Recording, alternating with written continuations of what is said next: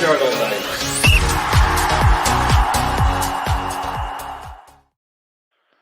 Good evening and welcome to your Old Firm match preview from the Rangers Journal. With me tonight I've got Doug and I've got Gary. Doug, how you doing? Not too bad, thanks. It's been an okay day. I think, like most people, just waiting on those transfer names coming in to make it an actually good day. Aye, tell me about it. It's been depressingly quiet, hasn't it? Gary, how's things for you, mate? They're good. Do you know, it's quite a bizarre day. Do you know, on the eve of an Old Firm game, I don't think I've really thought about it less than and maybe the next hour will maybe make us think about it a bit more than we have. Do you know, we've got a European draw and a transfer deadline. That's been the primary focus, isn't it, of all the chat, all the thoughts, all the conversation. So let's hopefully turn that dial for the next 45 minutes or so. That's it, mate. And we'll focus very much on the Old Firm game in this one, and then through the night, stay with the channel. We've got a host of people on from 7:30 through to the end of the transfer window. If we don't have any transfer names, as Gary suggested, we've got the old European draw to talk about, which was an interesting one. So plenty to talk about, even if we don't get those names, but I'm sure we've all got fingers crossed that we will have them. So starting off then, folks, I'll start with you, Doug. What's your kind of general feel for the game? And I'll tell you what Gary said, you know, there's probably more focus on transfers at the minute, but what's your kind of thoughts as we head into this one? Yeah, it's a wee bit of an odd one because I think, you know, we know largely, I think, what we can expect from Celtic, but I don't necessarily know what to expect from us. We are now a refreshed team, whether that's better or worse. Time will tell at the moment. But, you know, a lot of the major complaining points that folk have had, particularly in Old Firm matches, those players are by and large gone now. I believe I'm right in saying that with Scott Wright having left, that, you know, Tavernier's the only one left now from the kind of European final kind of group. And as I said beforehand, obviously when it comes to Old Firm games, he is one of those big questions. But we've got some new players in there now that I think I'm excited to see. Connor Barron was in I noticed on the BBC this afternoon. You know, he seems quite up for the game and is looking forward to it. I think his energy will play a big part in that midfield battle, which has been one that, you know, we've not always won. But the last cup final game, although again was a loss, we did show some improvements from some of the games before. So yeah, it's kind of an odd one because I'm not really sure what we're going to bring. So I'm hoping that obviously it'll be good and that we can get something out of the game.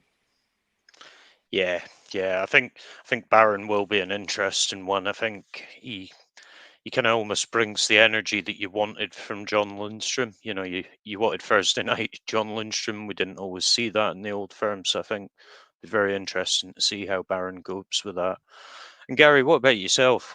What's your thoughts on the game? And is there any of the players that you're kind of looking to see stand out? Yeah, I mean, I suppose fingers first, as Doug says, you know, the guys that were oft criticised, from Barisic being a little bit weak in an Old Firm game allegedly, to Lundstrom, what's it, Tona Caravan, and all the other sort of stuff that we've talked about. Scott Wright being ineffectual, those kind of things that we've talked about over the last couple of years, they're no longer there. So, and we all, and if we start on a bit slightly positive note, we all think Jeffrey, Barron, and people like that have actually added a bit to the team, so more energy. So that, in some senses, there should be a bit more positivity around them, which is always going to be quite difficult today when we're talking deadlines as well. So it's going to be hard to not stray into that. Yeah. In terms of the game, do you know what? The first Old Firm game of the season is always quite weird, isn't it? You know, because it might have a lot of playing on it as the season goes on, but it's less about the league and more about where you're at as a team. Do you know if that makes any sense? And how you're competing against each other. So it's probably less bearing on. If you look at last year's ones, we went into it very much new team, refresh, rebuild, whatever it was called back then, and it was all going to be great. Aye, it was all going to be great, and I think heavy favourites for the game, and we ended up with not the result we wanted. So it's hard to judge. Yeah, that's it. And I think just on our record last season, so I'm just going to flash this up here. This was the run of games. So obviously that bottom one was the 1-0. And I think, as you're saying, that's kind of your opportunity to set out a marker. Obviously we didn't, and kind of what's come after is a very familiar story. I think it's quite interesting for never lost by more than one, despite how terrible we were, how awful all these players were. We never actually lost by more than one. I think that 3-0 probably stands out a wee bit because we went behind quite quickly in that. Obviously, made it back in the second half. Just on that, I'll stick with you for this one, Gary. What's your kind of thoughts on that? I mean, obviously, it's not nice viewing. Lost everyone except one. What do you make of that? And do you think potentially we can turn that round this season? So I think that there's some of the people in the comments can slaughter me already, but it's a game of fine margins last season in a lot of cases. I was at Ibrox in that first game, and we can all remember the goal that Kamara Roof rattled into the top corner 20 minutes in or so, and then pulled back for the foul on Dessers. And that fine moment did change the game. Now, if I recollect, I don't remember doing other than Kyogo's wonderful strike, to be fair to him, for 20 yards in the top corner. They didn't really threaten very much. We had a lot of chances. Lammerder's open goal. We were the better team on that day and didn't succeed. That and that was often the case. If you look throughout that last season, there was moments in every game that turned on it. And even we'll come back to some of these, but even the last game at Parkhead, Fabio Silva misses a great chance 20 minutes or so in. I can't remember off the top of my head when it was, to put us 1-0 up. And that's been very important all throughout last season, was that first goal being crucial.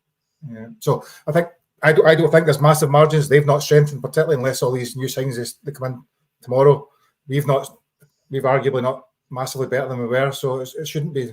You'd assume there's not a lot of difference in teams' levels as there wasn't last year. Yeah, that's it, mate. That's it. And Doug, is there kind of anything that stands out in that run for you? Anything that you would like to call out? I think one of the failings of the sort of the previous group, and this wasn't just in Old Firm games, but in games in general, was starting slowly and giving teams a leg up. We had that period, not last season, but the season before, where we went on this huge run where teams would score first. And the majority of the time we had the quality, over the most of the league that we were able to turn most of those around. But in these games when you are up against an opponent that can match us and can beat us, that's something that I'd really like to see this team, now that it's younger and got that bit more mobility, to try and start the game a bit more on the front foot. We have seen it a little bit with Clermont in terms of having that more aggressive press, and I think that's something that can be really key in this. And if we can start the game a bit better and a bit stronger, I think that'll put us on a better footing going into it. Because a lot of these games, I think that's kind of how it's panned out. Celtic have come out, been that aggressive team, chased us and hounded us and gotten themselves ahead. And then as time's gone on, we've come into the game. And so a lot of the times, obviously the 3-3 we scored late to equalise. Going back a little bit further, there was the 3-2 where we scored kind of late on as well. There were games where we would get ourselves back in, but because we were leaving it too late, we didn't have enough time to fully turn it around. So I think the beginning of the game could be key to how things pan out. Yeah, agreed, mate. Gary, just real quick, I don't know if you want to come back on this one. So it's a comment from Gary there. I saw you twitch when it came up. I thought you might. So what do you say to that? Yes, we missed easy chances, but equally so did they. Do you know? I'm looking back now. I may be looking through a different game than Curry did. Certainly, the game at Ibrox in that first game of the season, they had a chance, if I remember rightly, very much towards the end of the game on the break. But other than Kyogo's effort on that just before half time, there wasn't much. Say Dessers' goal, Roof's goal, we can argue that as much as we want. The referees will tell us that you can see why it was given. But that changes the game. We didn't play well, and don't misquote me. At no point did I say we were necessarily good in that particular first game, but there was very little between it. And then do you know what? We could go through all the games. Scottish Cup final, I don't think anybody denied we were a better team there. The 2 games at Parkhead with a guy sent off, do you know, there was mitigating factors. And the game at Ibrox, again, there's certain things in that game that you could say that first half we were really poor, second half we were really good.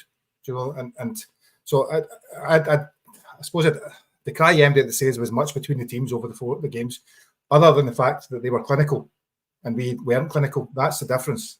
And in big moments, they made the difference, and we didn't. Yeah. So I've got another slide here. This is looking at the impact of the players that have kind of contributed through the old firms. So obviously, Doug's put this one together for me. Quite interesting there, I think. Tav at the top, so 5 goals and 1 assist, and then a couple of Celtic players. Then we're down to Dessers with 1 goal, 1 assist. That's quite a big gap between, our most impactful player and then kind of the rest. You normally look for a bit of a spread around the team. You want various players to chip in. What do you make of that, Gary? Do you think that's part of the issue, is that we're too reliant on Tav? I think it's been the issue. Well, certainly the issue last season, as we're all well aware, was we're relying on Tav and Dessers and Seema for the first half of the season before he got injured. After that, I don't think it was anybody really contributed greatly. And even the Old Firm games, and I can't remember them fully, but I certainly think over the last 2 seasons, probably Tav scored more goals than most over the last 2 seasons than there. And that's not really what you want. You're looking for more from your team. We haven't, as I said a minute ago, we haven't scored in the clinical moments. Kyogo has form was patchy, to say the least, last season. But he scored in big moments against us and continued to make the difference against us. But throughout the rest of the season, he wasn't doing that, whereas we weren't getting that. So I think that the issue with us has been for the last, who knows how long, can we go in weeks, months, years, is that we haven't had enough difference makers. Whereas when it's came to the crunch, 1 or 2 moments from Celtic has probably edged it in their favour. Yeah. And Doug, just obviously I've highlighted the gap between kind of Tav and the rest of our players. It's not quite as pronounced, but there is equally a gap on the Celtic side. So obviously Kyogo with 5, then next up's Maeda with 2. So again, is it fair to say there's kind of 2 key players that have really dictated how these have gone? One's a right back and one's a striker. Well, yes and no. One of the interesting things about this, I should point out, I forgot to put the asterisks at the bottom of this. These are the league games only. This doesn't include cup games. These statistics, but the thing that I think that could work in our favour is that there's 2 other players that would have been at the top end of this table, which would have been O'Reilly and Abada, who have both obviously left Celtic. O'Reilly would have been top of that table. I think he had that. It was either an extra goal or assist. I forget which one. And Abada would have been just behind Kyogo. So, they've lost 2 of the players that have made big impacts for them in these games. And I mean, with O'Reilly, as much as it pains me to say, he's a really, really good player, not just in terms of goals and assists, but just his overall play. Him and McGregor far too often have run that midfield space. So, losing those players could be a big impact to them, obviously with the unknowns of who they're going to be bringing in, and they're unlikely to probably feature this weekend anyway. Like you say, there's a gap there. It's been the story of Rangers last decade that, Tavernier's provided a number of goals and assists. We will point out some of those are penalties. The majority of the ones here are actually either from open play or free kicks. Tavernier's gotten a good bit of joy from free kicks to pull us back into these games. But yeah, the big thing is we need some of our new players, I think, to come in and be making a dent in this table. I don't think we're going to get as many goals from Tavernier this year. I'm sort of starting to get that feeling that he's maybe going to be more of a supportive player this year. And so the other players are going to need to step up, like Dessers, for example. He got a lot of criticism because he did in some of his earlier games miss a few chances. But in terms of goals, that goal he scored in that particular game, that was his only shot he had that game, and he put it away. He did have another game where he had 2 attempts on goal, one of which he scored, but that was cut off due to a foul earlier on in the play. So he was unlucky in that respect. So we'll be looking for him to obviously lead the line and make the most of the chances he gets, because obviously there may be few and far between. But then we're looking at your Matondo had his wonder goal. We want more of that, and to see obviously if players like Cherney and Diomande can impact the game as well. Yeah, Gary, I just want to stick on this for a minute. So Desser's 1 goal, 1 assist. You've rightly called out the assist that was chalked off as well for Roof's goal. How big a game do you think this could be potentially for his image in the eyes of some fans? Because a lot of people made their mind up quite early about him. And do you know what? Hands up, I'm probably a bit guilty of that as well, to be fair.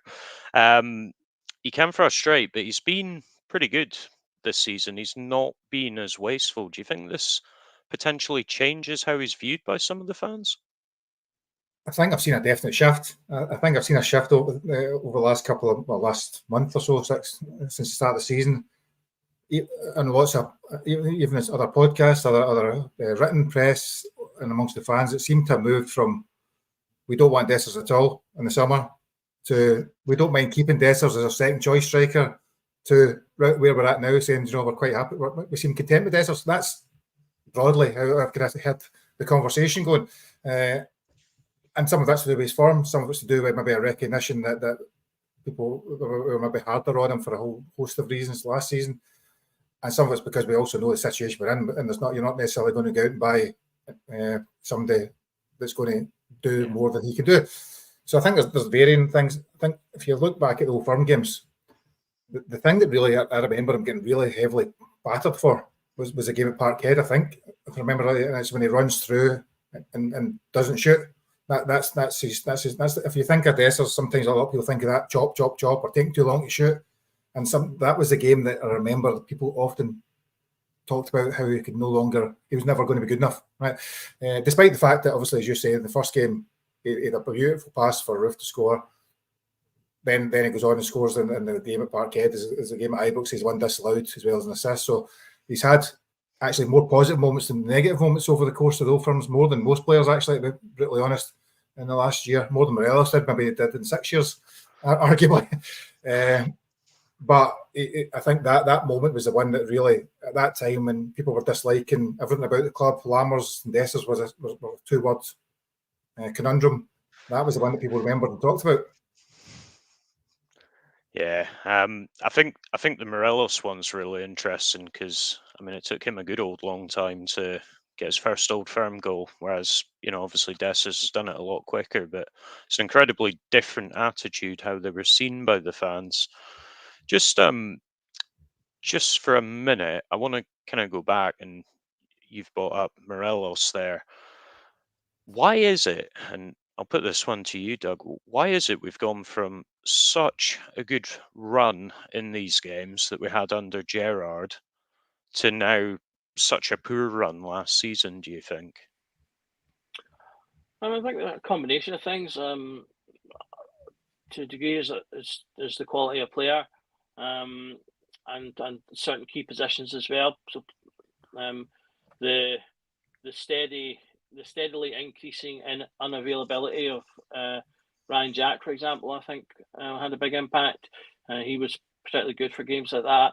I forget the game it was, but there was the game that we were 3-0 down by half time, and we were like absolutely all over the place, and we came into the game way more into the second half once he came onto the pitch, which was probably in part because Celtic at that point just sort of eased back a little bit as well. But the difference that he made was significant. But one of the big things I think was the attitude and the mentality side. One thing Gerrard was particularly good at was creating that sort of firestorm atmosphere where he really understood the passion side of the rivalry, and he could get the players up for that. He was, you could probably say he was a bit overly passionate about it, even himself. There's the famous scenes of him going absolutely crazy when we got that win at Parkhead, and he's like going at the camera and everything. Obviously, fans loved that, but in reality, he should probably be the one that's a little bit calmer. But that was something that he was good at, and I think that was kind of why him and Beale as a combo worked to a degree, because he was good at the man management and had his system, and then Beale just had to do the tweaking. Whereas obviously when Beale came back and had to do it all himself, he didn't have the man management, and he didn't have the system, so didn't wasn't able to pull that off himself. In terms of Gio, I think he was tactically very good, and you would see that in European games where he had the space and a bit more time to let his tactics take effect. But then again, I'm not sure about the man management aspect. Again, I think he was perhaps maybe missing that extra little bit of fire, despite the fact that he had the playing history. And so I think from what I've seen of Claremont, he does have the potential to have both. He certainly gets animated on the sidelines, so he's certainly got the passion. So if he can get the players, again, get them up for these games sort of mentally, and again, going back to my point about starting well and starting with that bit of fire, then I think we can hopefully try and see that improvement.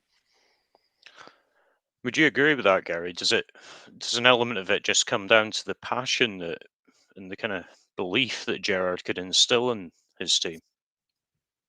I probably disagree to an extent. I think, when I was listening to Doug, so I was probably trying to run back in my head who the players were.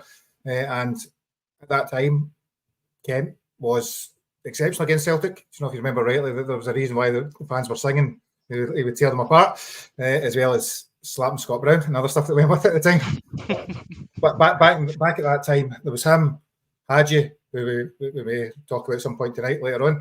And the 4 hours leading up to the transfer window, I'd imagine, not in this show. But him, Roof, Joe Aribo, guys like that had a creativity and ability to, and as well as obviously Tav being younger and fitter and probably even stronger than he is now. We had those players that could make those moments. I think that's been the difference really when I look back last season, and I say it again, is that the moments that Kyogo scored 2 20-yarders, that we weren't scoring those goals last season. The difference is that the goals that they were able to conjure up and win by these single, I think somebody said in the comments, win by that single goal was through moments of individual quality, not through them being particularly better in the game. I think most of the games we played last season against them was pretty similar. I think comparable. Most people would say there wasn't much between them. It was single moments of quality. And the question was last year, with all due respect to McCausland, and I think he's developing and really coming on and getting better. Silva, who was in a bit of a wrong movie at times, Fabio Silva. Matondo, who would blow hot and cold, I think. Trying to remember who was playing in some of these games. We didn't have that level of quality up top. And that to me was the biggest thing. I would have argued last season, our defence, and probably this season, our defence is better than their defence. Our goalkeeper's better than their goalkeeper, but they had more up front than we had up front, and that's what won the games. Yeah, hard to disagree with that, to be fair, especially when you think back to those impactors and, our defender is our top impactor, whereas their striker is theirs. Okay, so looking particularly, and I'm sure this one's going to divide opinion, but let's have a quick look at this. So, Doug, I did go with both of them. So I will just caveat that obviously the 24-25 data is off the back of extremely limited data to date. 23-24 is obviously a full season. So what do you make of this, Doug? What's this telling us, I suppose? Well, obviously, you're right back and attacking right back, so you see, that movement quite right across the right wing. You can see in last year's data that you're seeing those movements into the middle of the pitch that I think we've been seeing really clearly this season. I think I made a comment. I think it was to yourself yesterday about this is actually something Tavernier has done over the years to differing degrees. But I feel like we're seeing it really clearly now because some of the players around him are moving much better now as well, and we're getting a much better interchange between, for example, him and Czerny. So you're seeing that kind of movement that Tavernier's making inwards to the middle of the pitch to cause differences there. The one thing that kind of stands out slightly from the early data we've got for this year is that he does seem to be spending less time in his actual right back position. And you wouldn't have really thought he could spend any less time in his right back position, perhaps. Now that I don't know if whether that's just an anomaly due to the lack of data, or if again that is maybe something. Because one of the things that I have seen early on is that there's been really strong cover when Tavernier's pushed forward, particularly from Barron. Now Barron, I've seen him do this on the left side to help when Jeffrey's gone forward or Ridvan's gone forward. He's dropped into the fullback positions and took up space there. But the other thing that he did quite a lot against Ross County was he actually dropped into the middle, into a centre-back position, and the two centre-backs pushed out to the right. So you ended up with either whoever it was, Proper or... sorry, not Proper, it was Balogun or Sterling in the other centre-back, and then Suter out on the right, with Tavernier then taking up that midfield position. So I'm wondering if that might be why we're seeing that sort of lighter spot in the right back position.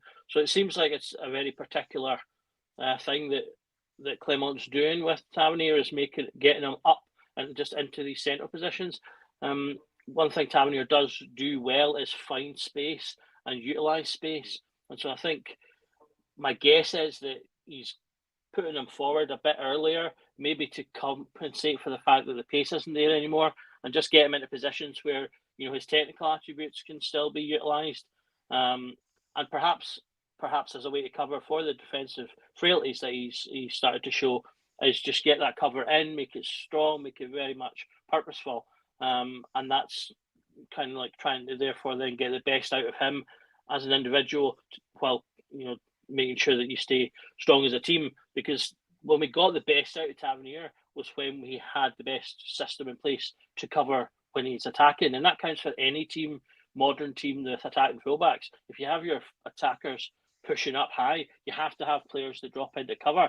A lot of people seem to consider this a weakness, that we can't keep having to cover for Tav. That's just how attacking fullbacks work. You push them up, someone drops back, because you have to cover the spaces. If you want to play with your fullbacks high, then that's what you need to do. So there seems to be some strong indications that that's as I say what he's doing with Tavernier. The interesting thing will come as a few players. I know Curry has mentioned this a couple of times already. Tav's played 100% of the minutes thus far, and Clement said, and I agree, that despite the fact that I'm a big Tavernier fan, I agree that we have to be transitioning Tav this season, so he should be playing less games this year. Otherwise, I think we end up the same place we ended up last year. He'll get 3/4 out of the season and then he'll be done. So the interesting thing will be if he's going to start that transition. Will that be the same for the player that comes in to replace him? Will he do something similar, or will the system change slightly to accommodate whoever comes in? Yeah, that's fair, mate. And Gary, I know you've got a view, obviously, on Tavernier's defensive frailties and can I defend all this stuff. What are you quite happy with the way that he's been utilised further up the pitch, having those link ups with Cherney whilst Sterling drops into that right back position to defend, or do you think we should be doing something different? I think I said a few times after the post match against Ross County, it was really fascinating watching it, because you don't normally see tactical changes as pronounced as that happening during the game. You don't always notice them as much as you did there. And it was similar, to be honest, on the left-hand side. It's maybe because you notice Tav maybe more sometimes than other players that you pick up on it. But I think I said it at the time, and I said maybe in a group chat, is that Sterling's energy is best used in the middle of the park to win the ball back. Sterling's energy is best used defensively to stop somebody attacking.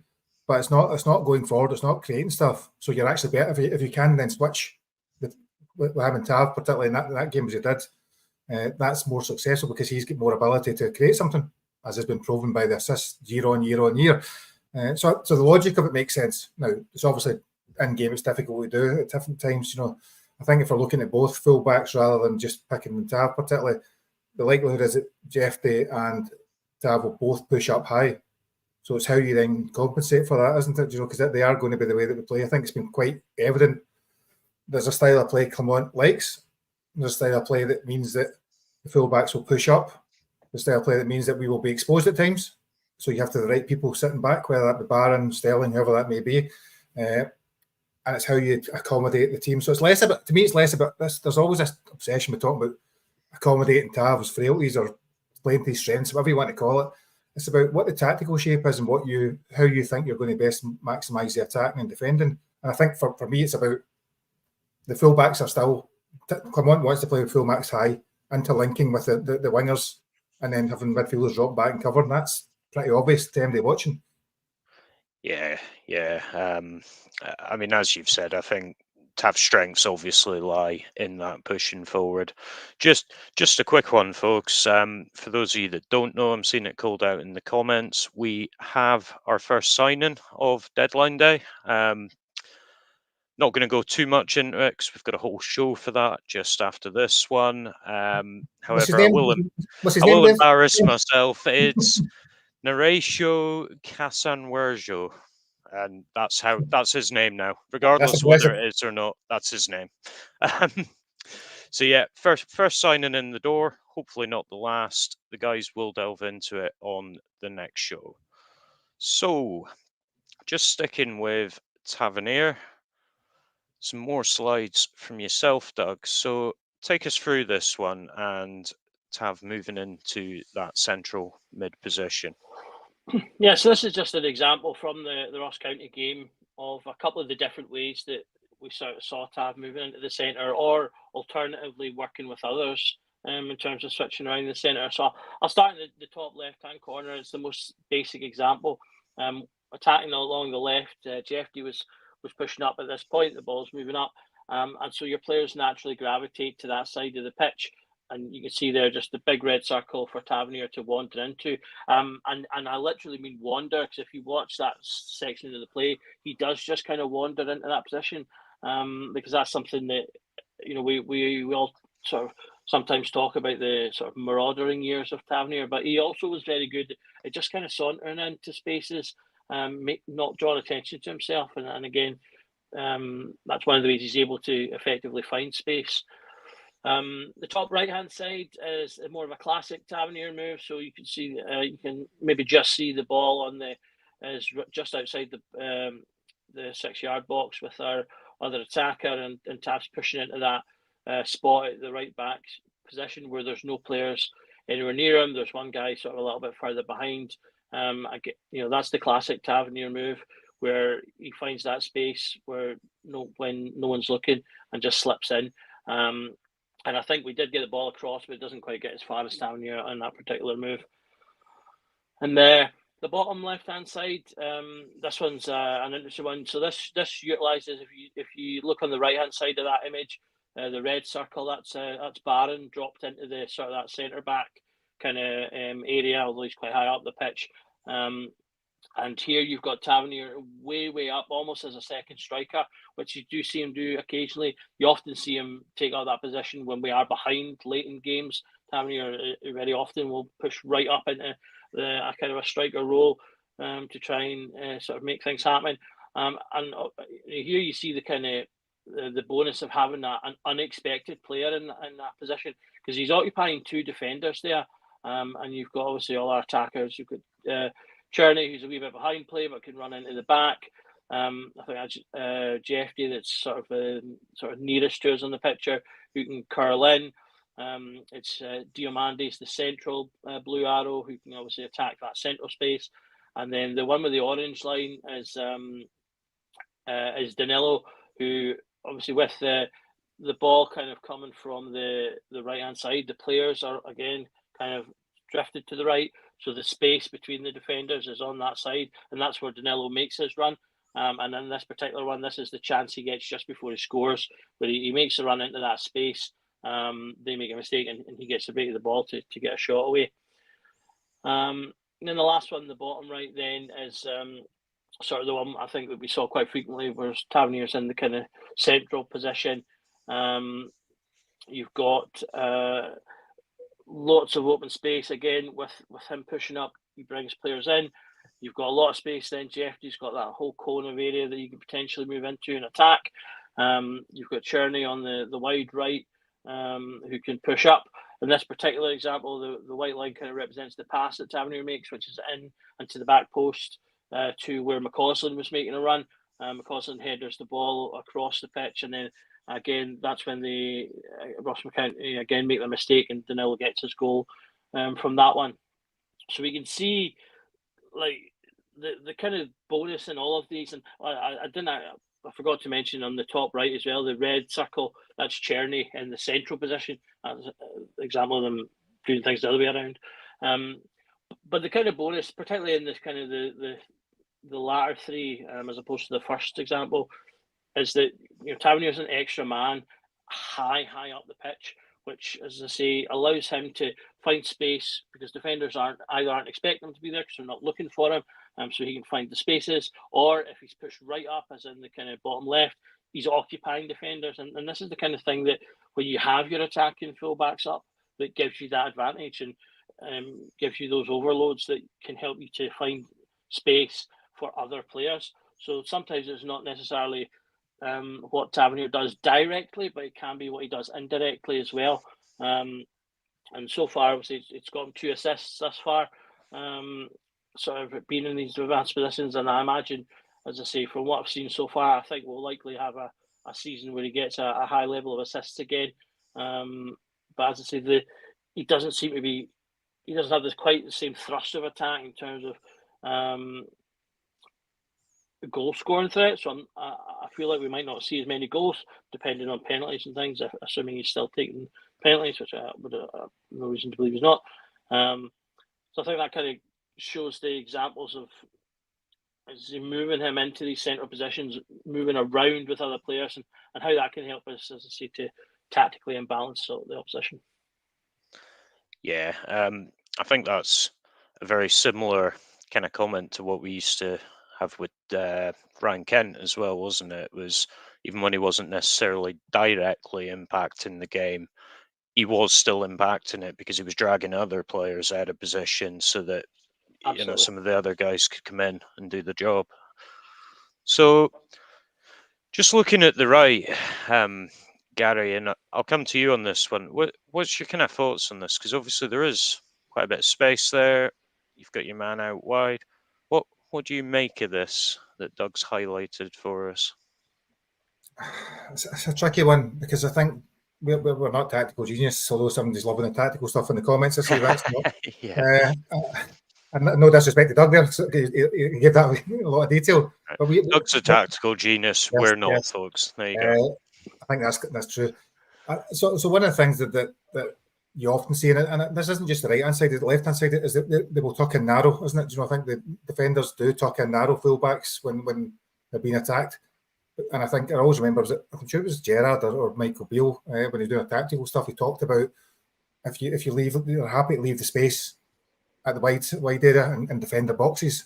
So I think, and if you watch the EPL or any other games, more often than not, the fullbacks do tuck in, right? So invariably they get space, and it's then up to them and the fullback and the right midfielder to come across, or right winger, or whatever you want to call it. I think some of the time over the last couple of years, potentially both Barisic and Tavernier have been exposed by the right. Do you know what? I'll give you a great example, right? And I think it's for a European game, probably rather than it was at the game against who was it last season? Was it PSV when Cifuentes played on the right hand side? And it was all over the place, right? And basically, what happens is you just get them down that side over and over again because of the cover. So when we often talk about the right back or left back being exposed, it's not always about them as an individual. It's about the shape of the team. It's about the shape of the way that they're covering. And again, I think McCausland, if you remember, what was a game you might remember? It was a European game. We get caught twice. He didn't track back properly. We ended up losing goals. And one of them. It was one of his early ones, wasn't it? And he learned from it as the season went on. He's developed, and he learned from it. But I think again, we often look to try and find the blame for the goal, but it's more often a combination. And I think as Doug talks about, what you're looking for is Hefty and Matondo using his pace and directness down one side, and be able to cover, and probably Tav and Cherny's more the creative and more methodical, skill-based side of things, from what I can see. And you're relying on then and Cherny providing that cover down that side, and Matondo, if he's playing, providing that. Spoiler alert, maybe my team, and the covering some. And on the other side, and again, people like Barron, Diamande. There's a reason why we used to think Mara and Jack and that were so good at moving it and stopping people attacking us, because he moved to the spaces. Yeah. And I don't think, and I might be wrong, but I don't think watching last season we were getting enough of that. And that's why people were being more exposed. That's fair. And Doug, just quickly on this one, talk us through this. Yeah, so basically, obviously, touching on the sort of the good stuff of Tavernier, that so this is sort of showing both the negatives and then, like Gary said, why it's important for the team to work. A lot of people have commented on the fact that they think that Tavernier plays too narrow, and that first slide was partly to show that I think that is a tactical thing. And Gary said that there, we're not the only team that does that. We've got the narrow pulling in the narrow fullbacks, and so it's important that the wingers are coming back to cover the space. And in the first one, Scott Wright was kind of in the middle of nowhere. He'd left his man far out wide. So by the time you get to this point, you've got now the wide player has received the ball and is now one-on-one with Tavernier. The Tavernier,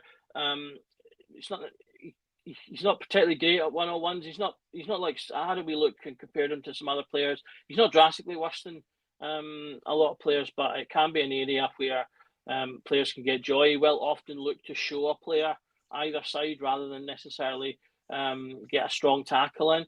And that's what he does here. He ends up trying to show the player infield where the sort of the bodies are. But I mean, at this exact point, it's not too bad. You've got Tavernier, as I say, one-on-one. Scott Wright is now looking behind him and has picked up this guy who's coming in. However, as we're going to see, Scott Wright ends up just letting this guy run straight past him. Barron, who's got the wee orange circle just behind, is kind of on his own, but without anyone. So he's just kind of guarding the space.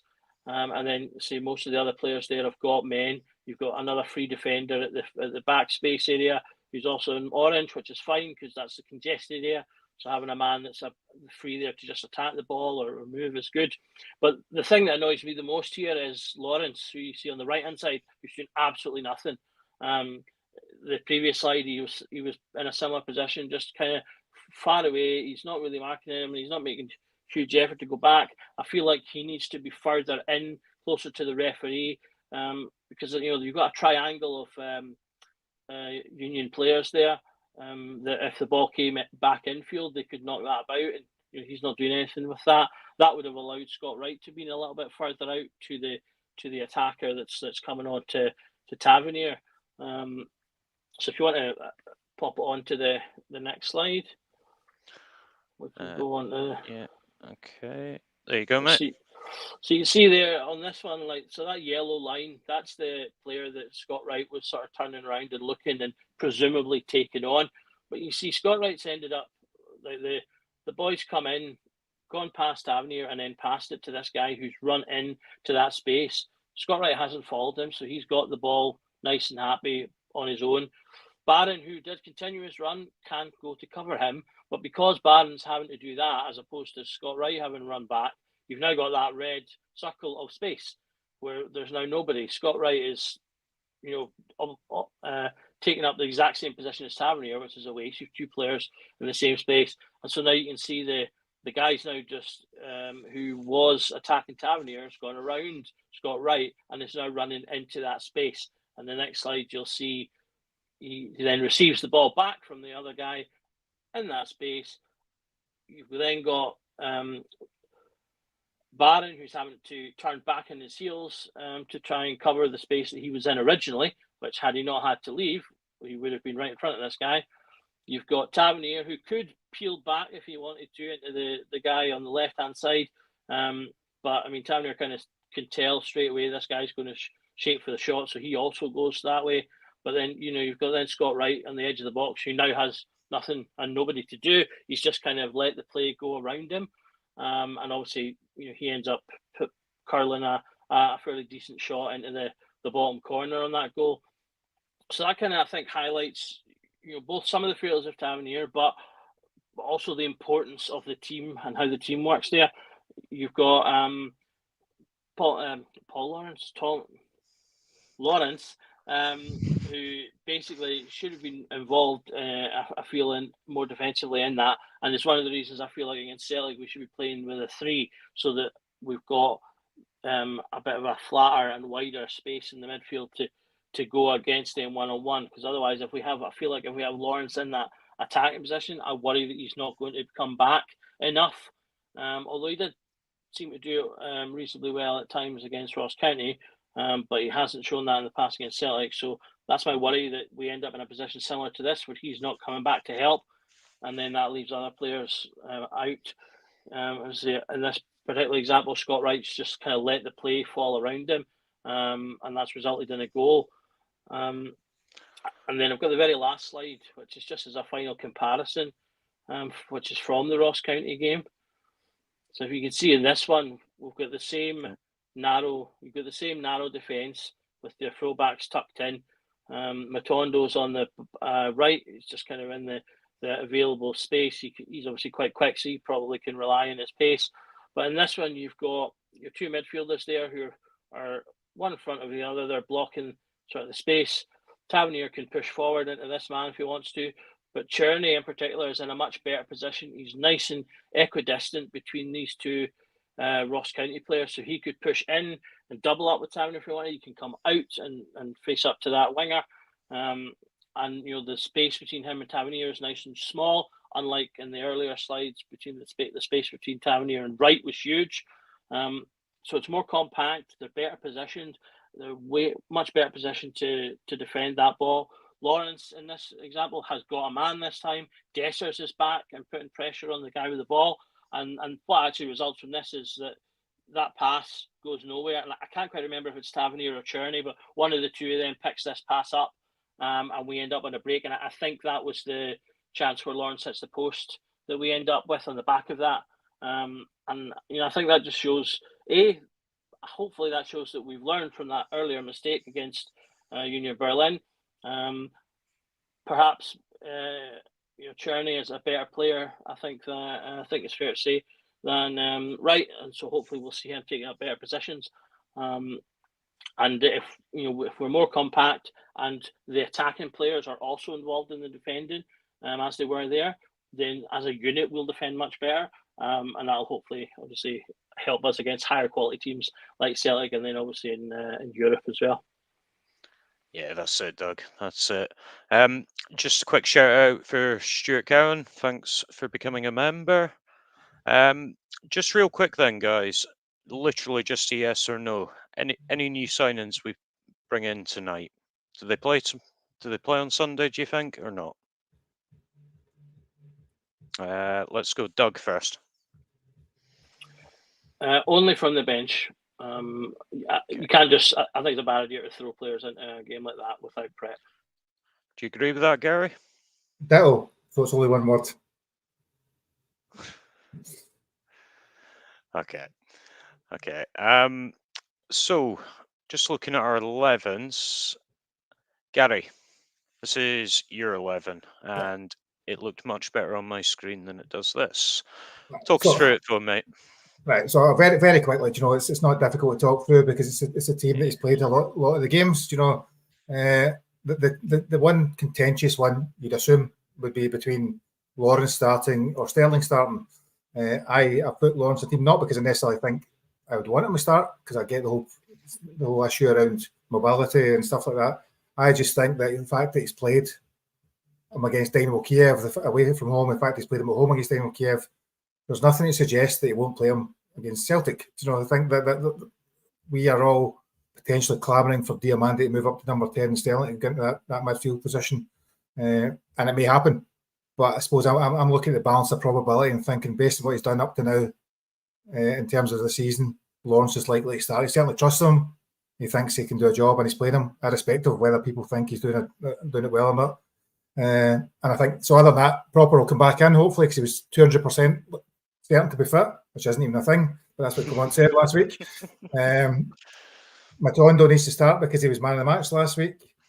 And other than that, the team pretty much picked itself, doesn't it? I think we've talked a lot about, well, Doug talked a lot about Tav and other people have.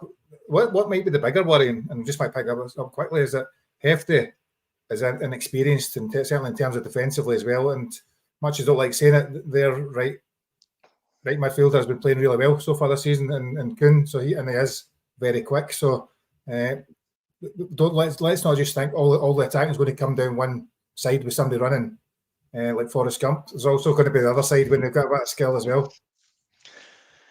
Yeah, and I think historically, they maybe have gone off to that right side a little bit more than the left, but it is a very interesting point.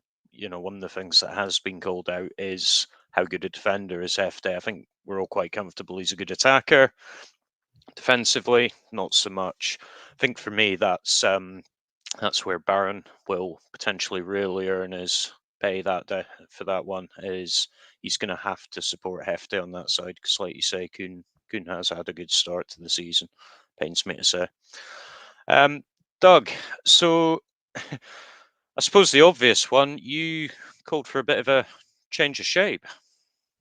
Talk us through your team. Yeah, I mean, I think Gary's is the most realistic. I've gone for the sort of the wish fulfillment, if you like. I just like I say, I think this can easily transition into the 2-3-1, but I feel like we can get a bit better balance with the three across the midfield, and a bit more solidity. You can be 1-on-1 against Celtic's three if they continue to play that. You've got the graft of Sterling and Barron there to cover for movements from the fullbacks pushing forward. Either one of them can drop back into three while we're more attacking, and Diamanda can obviously join in for that attack as well. And I think it just gives us that little bit of extra presence in the midfield that if we play Lawrence, as I say, we might not see because we haven't kind of seen it in the past. But I think Gary's right. I think that he's likely to probably go with a similar team, and we'll see what happens if that's the outcome. Because the worry, I think, will be how much impact will Lawrence have, because he's not had the best impact in previous games. We'll see how he fares if he starts this one. Yeah, and just on mine, I think I stuck with the 4-2-3-1. I see absolutely no inclination that he will change his mind on that one. Pretty much the same team actually as yourself, Gary, with the exception I did put Dio in at the 10. I think he played in there a couple of weeks back. I think last week was the natural kind of choice to rest him and play Lawrence. I think, Ross County is a kind of game where you would expect Tom Lawrence, legs or no legs, to be just fine in. And I think for me, Ross County almost seemed like a trial run of that switch between Sterling and Tav, moving between right back in the centre. So I wouldn't be necessarily surprised if he plays Diamanda in there, although fully accept there's every opportunity, given the trust he has shown in previous games, he may well just plough on with Lawrence anyway. I did see a comment or two saying, basically swap Tav out for Sterling. Just can't see it. Not for what's our most important game of the season so far. I think he's nailed on there for me for this one. So, the big moment. Who wants to go first? I'll go. What's your prediction, mate?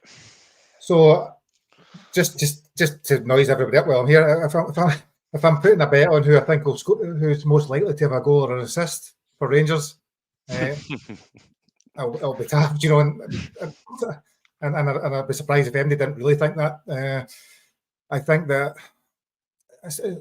I'd be probably the likelihood is that you'd be comfortable getting out there with a draw. What I would say is that let's not kid ourselves on that we're playing against Real Madrid here.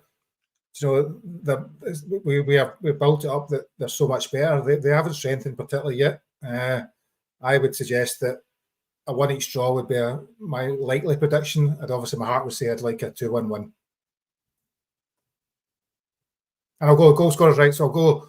I was going to say I'll definitely not say a Taff penalty because it was 22 years since we were at penalty Parkhead. Is that right? I'm sure I I read somewhere. think it's 14, but I think there was a fairly chunky gap before that as well, mate. So we're definitely not a penalty. So I could bet it's not. So Tav with a free kick then, and Dessers with the winner. All right. And what about yourself, Doug? Dell. Totally. Big- I could have just. It's almost as if Gary was reading my mind. I was filtering that up word per word almost. Yeah, I mean, my realistic outcome, I think it will be a draw. I think both teams will score.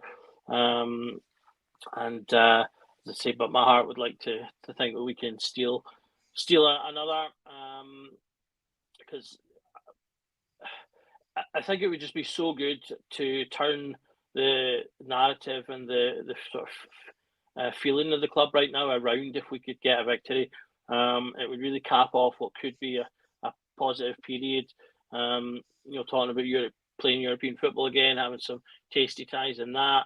The prospect of returning to Ibrox, if we can get a couple of signings in to sort of calm people a little bit.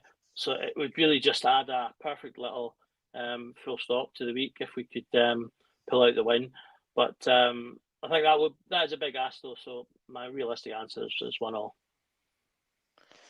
Yeah, I'm seeing some pretty hefty, and not talking about our left back, but seeing some big scores here. 3-2 Rangers. I'll take it. Not sure we'll get 3 there, but yeah, I think for me it'd be 1-0.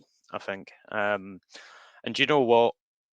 Okay, in an ideal world, as we said earlier, you want to lay out you set out your stall at the start of the season.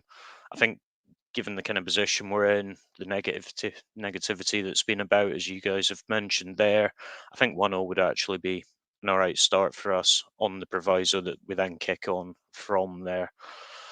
Okay, so thanks very much for listening to us for the last hour, folks. Don't go anywhere. As I said, this show finishes, another one begins, and you've got the team here taking you through till the window closes. For now, thanks for watching, and remember, every night's a Rangers Journal night.